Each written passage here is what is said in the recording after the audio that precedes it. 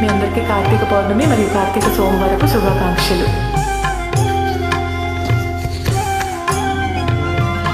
ब्रह्ममुरारिसुरार्चितलिङ्गं निर्मलभासितशोभितलिङ्गम् जन्मजदुःखविनाशकलिङ्गं तत्प्रणमामि सदा शिवलिङ्गम्.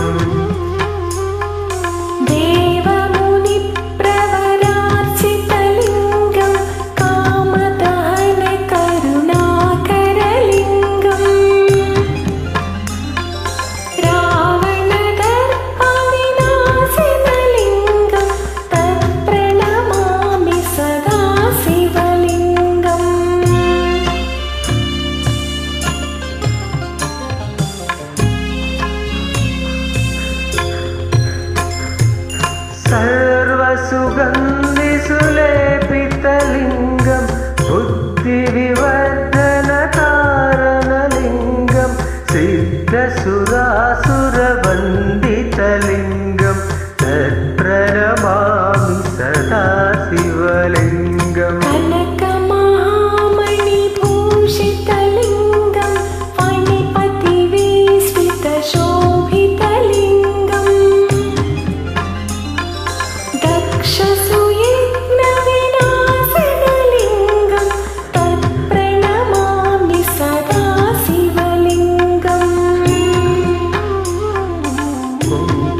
चन्दनलेपितलिङ्गं पङ्कजहारसुशोभितलिङ्गम्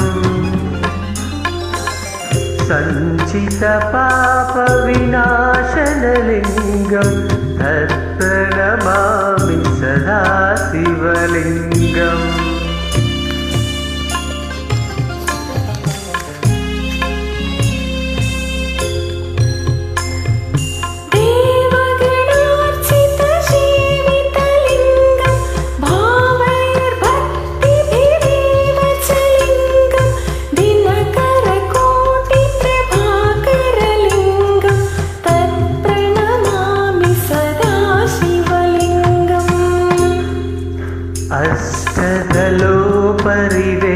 अष्टदलोपरिवेष्टितलिङ्गं सर्वसमुद्भवकारणलिङ्गम्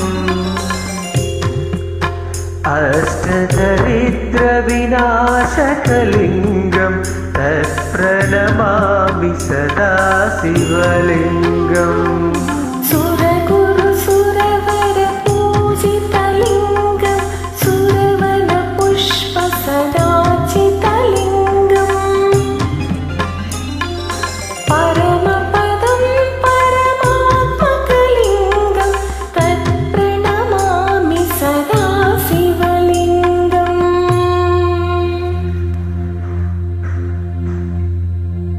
लिङ्गाष्टकमिदं पुण्यं या पठेच्छिवसन्निधौ शिवलोकमवाप्नोति शिवेन सह मोदते.